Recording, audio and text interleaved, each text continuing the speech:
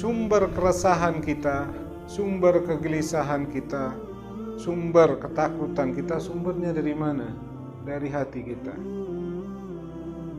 Ya. Berkaratnya hati ini akan menimbulkan semuanya. Saat kamu dekat kepada Allah, kamu taat kepada Allah, maka hati kamu akan berangsur bersih. Saat hati bersih, ini yang akan menumbuhkan kedamaian, ketenangan, ketentraman. Bagaimana mungkin seseorang bisa tenang damai sedangkan dia punya sifat iri, dengki? Bagaimana mungkin orang bisa damai dia penuh kesombongan, tidak bersyukur? Bisa damai hidupnya, bisa tenang. Dengan kekotoran hati seseorang bisa tenang. Bisa enggak kita bayangkan orang iri hidupnya tenang? Coba dibayangkan. Bisa atau enggak? Bisa. Orang yang tidak bersyukur hidupnya bisa tenang. Orang tidak bersyukur itu seperti orang makan tidak pernah kenyang. Ya.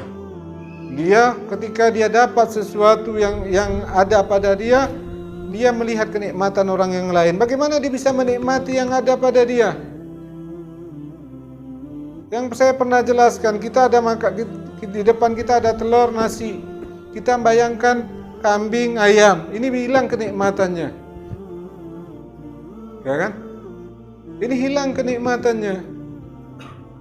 Saat kita melihat kenikmatan orang lain, maka kenikmatan yang ada pada kita sirna. Maka syukur itu akan membuat tenang diri kita. Ketamakan, iri, dengki ini bisa orang tenang. Bisa damai hidupnya. Bisa nyaman hidupnya. Bisa.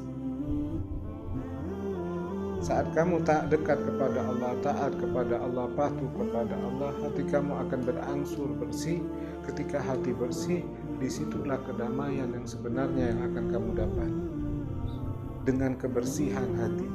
Makanya surga nanti disebut bahwa Darussalam, tempat kedamaian. Di situ tidak ada yang iri, tak ada yang sombong, hidup damai, rukun sekali.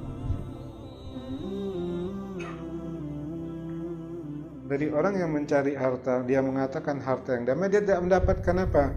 Karena permasalahan itu di dalam, bukan di luar. Ya kan? Tempat senang di mana? Di luar, di dalam. Kalau dalam kita bermasalah, bagaimana mau tenang?